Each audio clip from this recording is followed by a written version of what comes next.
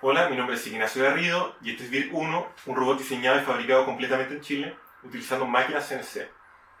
La idea es que esto, más que un robot, sea una plataforma educacional versátil y novedosa que permita a estudiantes, ya sea de colegios o universidades, aplicar conocimientos y desarrollar habilidades de una forma entretenida.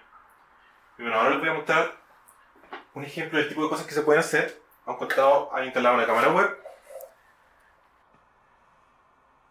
Y ahora el robot, utilizando algoritmos de visión artificial, va a ser capaz de reconocer las esferas que yo vaya poniendo y las va a ir dejando en un lugar predefinido.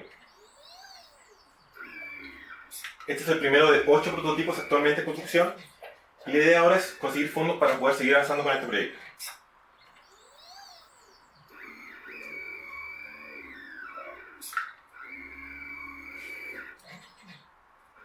Gracias.